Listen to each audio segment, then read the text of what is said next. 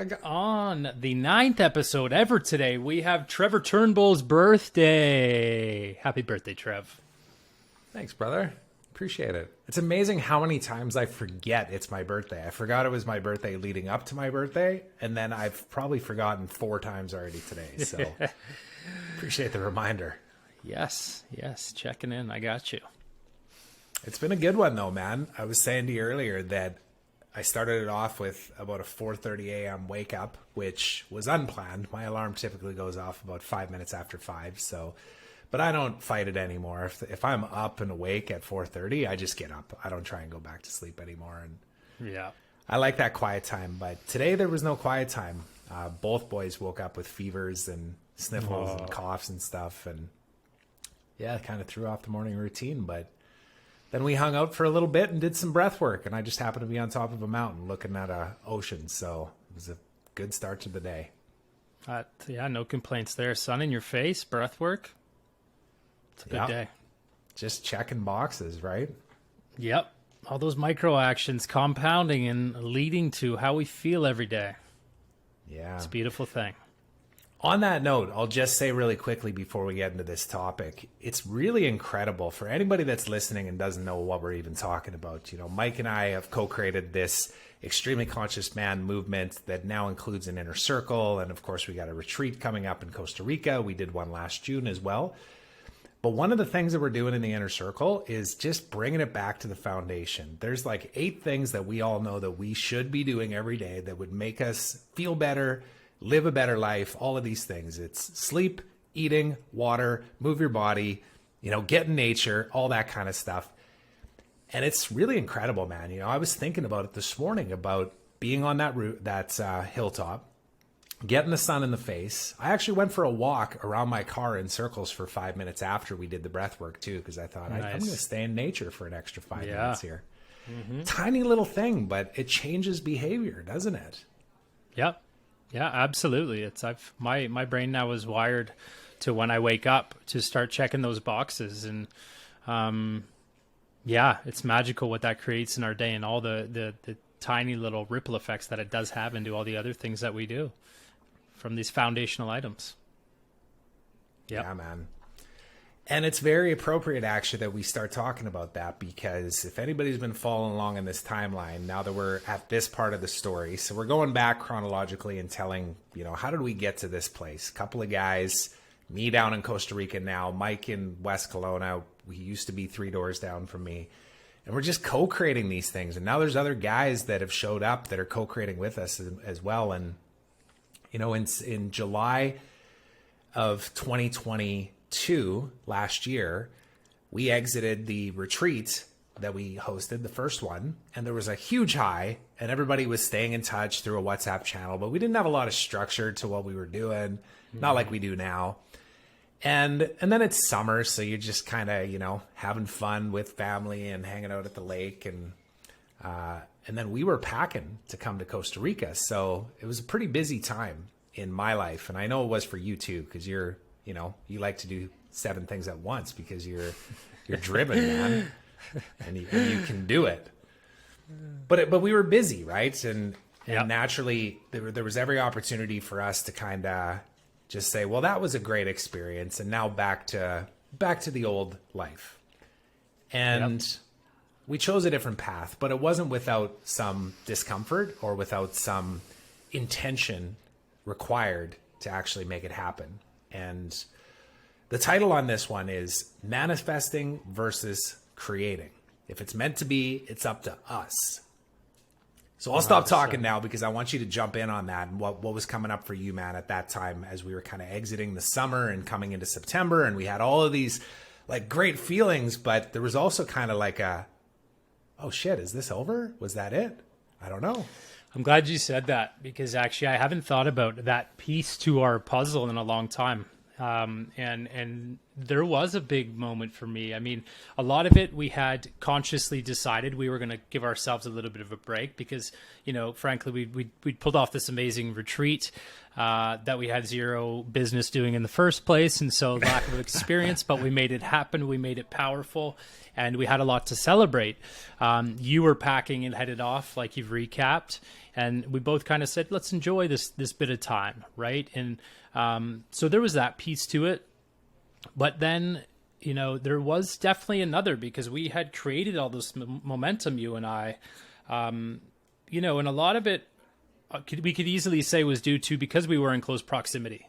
You know, we were going for walks with our kids. We were having those business chats often. We were going in the river once a week at least. So our cold plunging piece. And now you're moving to Costa Rica. And I remember specifically actually having a moment where I even talked to my wife and said, I'm a bit scared this is going to stop. Like, Trev's moving away, you know? And we had created all this awesome shit that we had momentum built. And it's like, of course, you need that grace period to get your family there, to get settled, to stop talking about the retreat every day like we did for months prior, to give our wife sanity. But there was that piece too. There was, you know, that little bit of lingering fear that was like, man, I'm finally on the right track too. I'm feeling this power. I'm feeling amped up. Are we going to keep this going? And so, yes, when you say it was a conscious choice for us to make that concerted effort to make it happen, it absolutely was, you know, but in that downtime, I definitely had that little bit of nervousness. Is it going to kick back up or are we both going to let this fade? Right. And that was the choice we had to make. And I guess that leads to our next piece, right, of discussing it. It's like we didn't really know where we were headed, but we knew we wanted to keep collecting these conversations and these moments with men that were looking for this space. And we had co-created a series of calls is all we knew at the time for men that wanted to talk about real shit in their lives and just bring to these calls, you know, what was going on and have a safe space to do that. And so we called these, I'll let you take it from there. Yeah, that was when we created the Betterman gatherings and the whole concept around the Betterman and the community evolved from it. And I think the foundation of all that was really, we gave ourselves the space to kind of ride the high. And in fact, I remember saying this too when we were interviewed at the end of the retreat, because we were asked the question by the guy that was behind the camera, you know, what's next? And we both kind of said, you know, we're going to take some time to just integrate this and allow this to land what we created here. Because if we go rushing off to the next thing, now we're not present or showing gratitude and appreciation for what already is in this moment right now. But the high achiever and the go, you know, driver in us wanted to say, well, we got to start planning the next thing and we should be creating this and doing that. And we had to give ourselves some time because, you know, from July, August, September, October, I think we started those gatherings in like October, November type thing. And we'll get into the detail on what that all looked like and what has transpired in another episode. But I wanted to read this out here though too, Mike, and just speak about this because whenever you hear, or whenever I've heard the term manifesting in the past, before I started to open my mind to like, you know, maybe I should explore what this actually means. I've heard law of attraction before. I've heard of all of this stuff. I used to think, yeah, it sounds good, but at the end of the day, you got to grind. You want to create something, you go grind, right? But I looked up manifesting versus creating, and I'm going to read this out, and we'll discuss what actually comes up for each one of us. So manifesting is the law of the mind. All mind is a series of thoughts. So think positive thoughts, and you will create your reality. So that's manifesting. The law of creation is the act of creating your reality, thus creating your life with the series of action steps that lead to the bigger purpose of life. What comes to mind when you hear those two things? Do you see them as separate? Do you see them as connected? And then maybe even talk about how old Mike would have seen that and what's evolved for you, man. Ooh, you spun me on that last comment of old Mike. You had to bring in old All right, Mike. current Mike. Yeah. I mean, old Mike would have had a little bit of a... Old Mike would have wanted to believe in that. I always had that desire to believe in big things, and I did believe in big things, and I always wanted to do big things, but I didn't have the equation to get there. It was just ideas, more so. Many ideas, if you ask my wife, that never came to fruition. But when you talk about, the idea of manifesting and the law of creating, I believe you can look at them two different ways. You can look at them separate or together. The simple creation one obviously could be viewed as the grind mentality to a degree, because it's all based on action and creation. But then over here, I think in the pure manifesting space, there's a deep conversation on energy, and that, energy is what creates action, and energy is everything we are, from this body right here to this desk right here, everything around us, and there's chain reactions. So for me, I truly believe, it starts there. It starts in the energy game. It starts in the visualization. And then your brain is rewired to feel and believe these things, that you can create them. So, you've sent this energy out, in this realm that a lot of people don't believe in, unfortunately. Now you've rewired some of the energy up here that creates the physical, which is still an energetic movement, to create action. Right. And so it is the combination of these things. And there's been a lot of chatter these days on people hating on manifesting, because, you can't just sit there and create a mansion or create abundant wealth based on just the mind. And no, You're right. You can't. It is a combination of action. And but I do truly believe that when these things are combined, the visualization is such a powerful piece behind all of this, because if you don't believe that in the first place, it's not going to happen. But it just becomes so much more real, and the path is expedited when you constantly are wiring yourself in limitless beliefs, because we are the ones that create our own potential or lack thereof.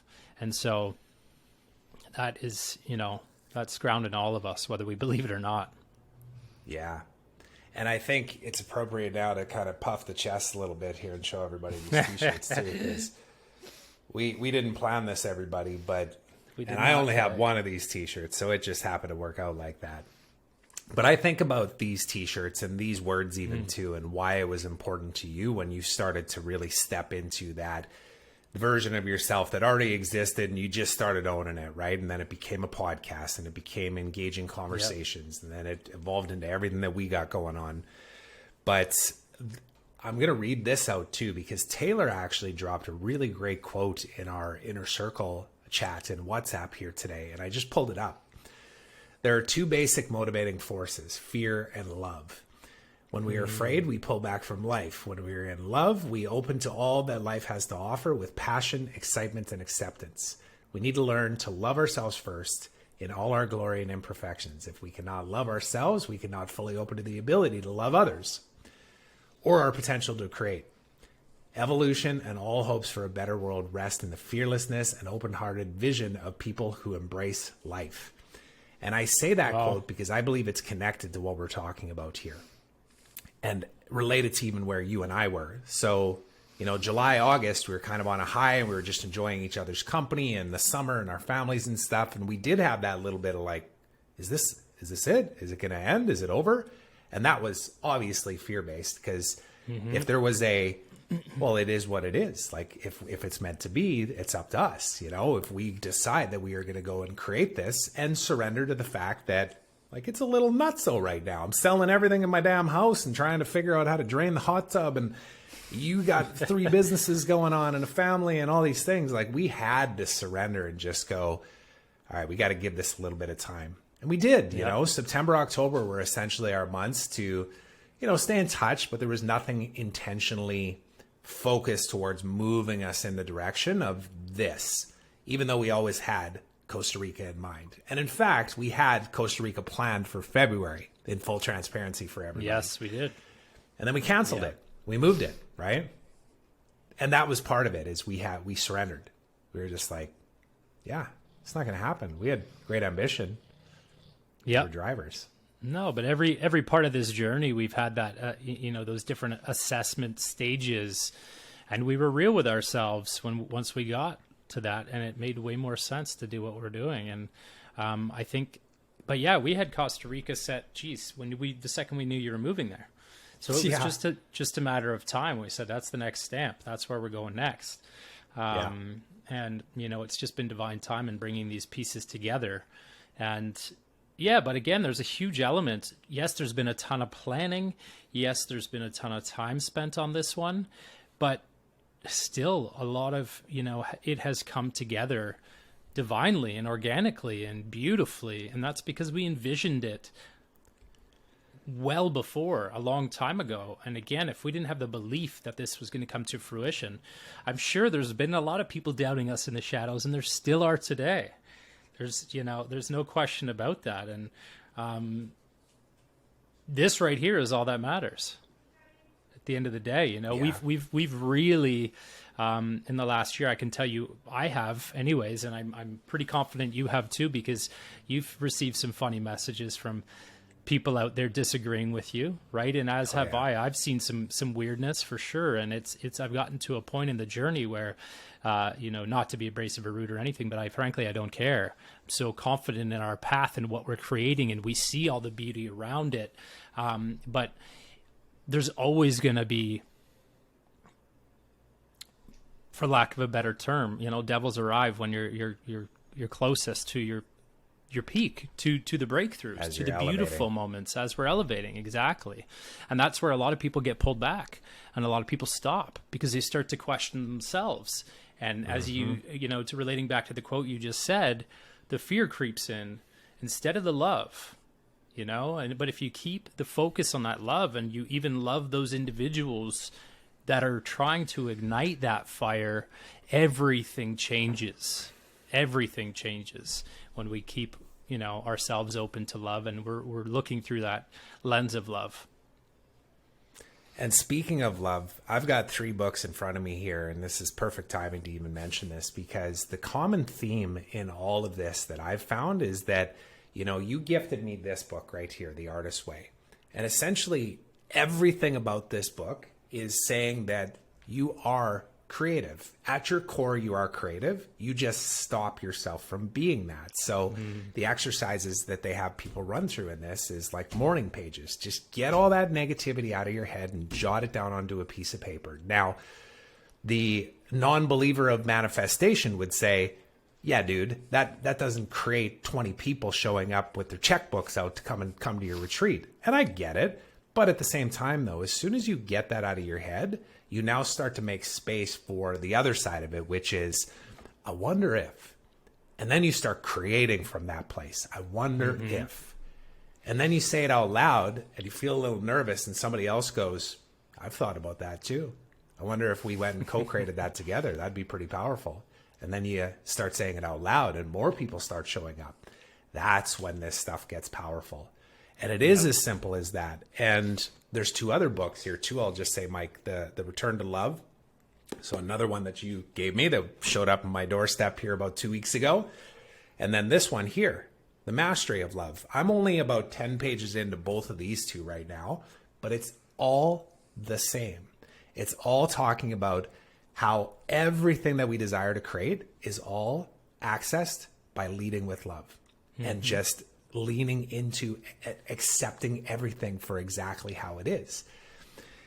And when you read stuff like this, naturally you might be skeptical and think, that doesn't seem real. But you start hearing it over and over again, and then you think, well, I'm going to put this to practice. And then you do, and you're like, damn, you can't unthink or unsee or unexperience those things. It just becomes your new reality. And that's where I truly believe that you start to believe in the manifestation side of things by going out and creating. And part of creating is just picking up a damn book instead of watching Netflix at night, or instead of scrolling, the Facebook feed or the Instagram feed for 30-second inspiration clips. Like, dig into something like this. Totally. You wouldn't have heard me saying that a year ago, man. Yeah, ditto. A little bit over, but ditto. And I'll tell you, those books are part of a reality that I manifested. I don't know why in the past 6 months. Love just keeps arriving. And I'll tell you, one of those books was given to me by a very good friend of mine. The other one, I don't even know how the hell it came into my vision, but I ended up ordering it. Actually, that goes for the first two.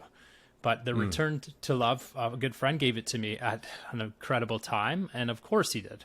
It was just, and I told him, oh my gosh, I just finished all these elements of love kept showing up in my life. And so I had no choice, if I was truly listening to the universe, to accept that and say, this is an area I need to focus right now.